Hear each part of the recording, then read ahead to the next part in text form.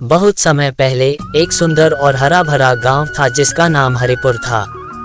यहाँ के लोग मुख्य रूप से खेती पर निर्भर थे। इस गांव में एक किसान रहता था जिसका नाम महेश था। महेश का परिवार छोटा था। उसकी पत्नी पूनम और दो छोटे बच्चे महेश और पूनम उसके जीवन के सहारे थे। महेश और पूनम दिन रात मेहनत करते थे ताकि उनके बच्चों को अच्छी शिक्षा और जीवन की सुविधाएं मिल सकें। महेश का खेत बहुत बड़ा नहीं था, लेकिन उसकी देखभाल वह बड़ी लगन और मेहनत से करता था। वह सुबह तड़के उठता, अपने खेत की मिट्टी को जांचता, फसलों को पानी देता और दिन भर कड़ी मेहनत करता। एक बार महेश अपने खेतों में काम करने गया। वहां उसे एक घायल हिरण मिला। हिरण के पैर में चोट लगी थी और खून बह रहा था।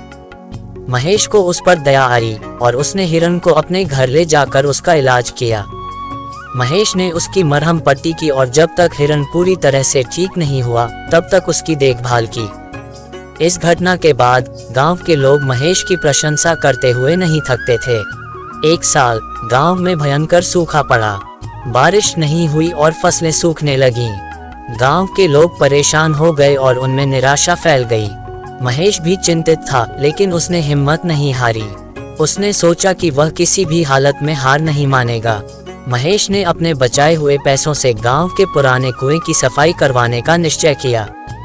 उसने गांव के लोगों से मदद की अपील की और धीरे धीरे सभी ने मिलकर कुएं की सफाई की। कुएं की सफाई के बाद उसमें पानी आ गया। महेश ने सभी किसानों को अपने खेतों में पानी देने की अनुमति दी। उसकी इस दयालुता का परिणाम ये हुआ कि गांव के लोग फिर से फसल उगाने लगे और उनकी फसलें बच गईं। महेश का खेत भी हरा भरा हो गया और उसकी मेहनत रंग लाए। गांव के लोग महेश की तारीफ करते नहीं थकते थे। अकाल खत्म होने के बाद गांव में खुशहाली लौट आई। महेश की मेहनत और दयालुता की कहानी पूरे इलाके में फैल गई। महेश की दयालुता केवल उसके खेत तक सीमित नहीं थी। एक बार गांव में एक अनाथ बच्चा आया। बच्चे के माता पिता की मृत्यु हो चुकी थी और वह बेघर था। महेश और पूनम ने उसे अपने घर में शरण दी। उन्होंने उस बच्चे को अपने बच्चों की तरह प्यार दिया और उसकी परवरिश की। वह बच्चा बाद में बड़ा होकर एक सफल व्यक्ति बना और हमेशा महेश और पूनम का आभार व्यक्त करता रहा। महेश की कहानी हमें ये सिखाती है कि जीवन में कितनी भी मुश्किलें आएं, हमें कभी हार नहीं माननी चाहिए। मेहनत और दयालुता से हर मुश्किल का सामना किया जा सकता है।